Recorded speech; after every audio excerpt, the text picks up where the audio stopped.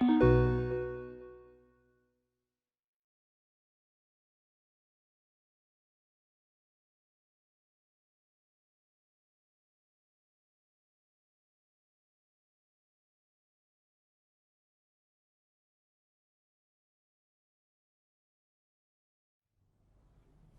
slightly different between hip and knee replacements. Let's start with hip replacements first.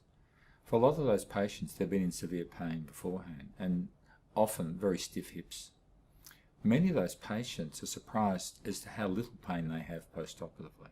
It's still a major procedure, and they may feel all sorts of temporary symptoms in the immediate post-operative period. They may be off their food, they may feel nauseated. They may feel giddy or dizzy the first time they get up. That's very common. They're minor symptoms that they will, unpleasant experiences that they will have whilst in hospital, but they will all pass. For most people, they will notice with hip replacement that their mobility is much better very soon after the operation, and they'll be able to get up and walk either the same day or the next day after their procedure. However, it still takes several weeks to really get over the operation, and the body has to heal itself. So it's not a bad idea that when you go home, that you have some siestas and breaks to allow for the body to heal itself.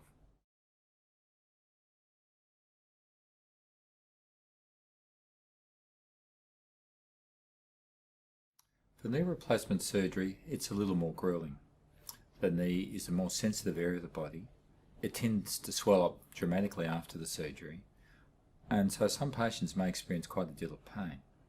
We'll help the patients whilst they're in hospital with a cocktail of drugs, but it's still not going to be an easy, comfortable ride.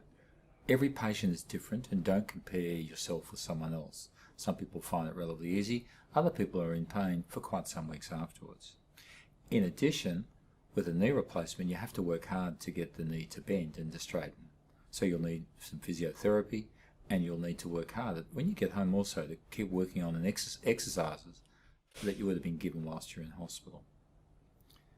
So with knee replacement surgery, it is harder, and you'll need to weigh up whether you're willing to undergo what can be a difficult operation, but which has good long-term results.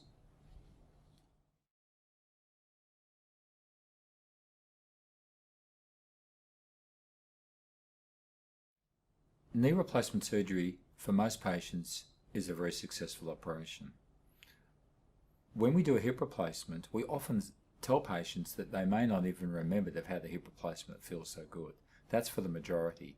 However, when you look at the forgotten joint in knee replacement surgery, it's only about 15%. So some people experience some clicking, some discomfort, and some other little difficulties that they would rather not have. There was an interesting study done in Ontario in Canada where they asked the patients how satisfied they were, and they did find that 17% of patients were not completely satisfied with their knee replacement surgery. So about 95% of people that have a hip replacement can expect good relief of their pain and improvement in their function about 12 months after the procedure. About 75 to 80% of people who have a knee replacement can expect a satisfactory outcome in terms of relief of their pain and improvement in function, again about 12 months after the procedure. It takes a while for them to recover from the surgery. This is significant surgery, and it also carries with it substantial risk. About 1 to 2% of people are likely to get an infection in their joint after the procedure. They may also develop a clot in the limb that they've been operated on. That may also have other effects in terms of being dislodged and going elsewhere. About 1 in 200 people die perioperatively as a consequence of their joint replacement, and this is more likely to occur in older people with other comorbidities, particularly heart and lung related disease. So for a knee replacement, about 1 in 3 people may not necessarily redeem an improvement in their pain, and it may actually either stay the same or get worse.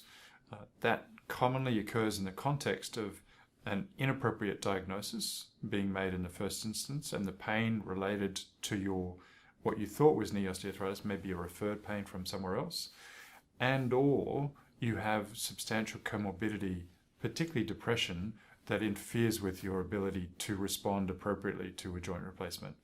So in the context where you're unsure whether the pain in your knee is coming from knee osteoarthritis and or you're depressed, really go out and try and find the best treatment option that's suitable for you before you go down a surgical treatment option.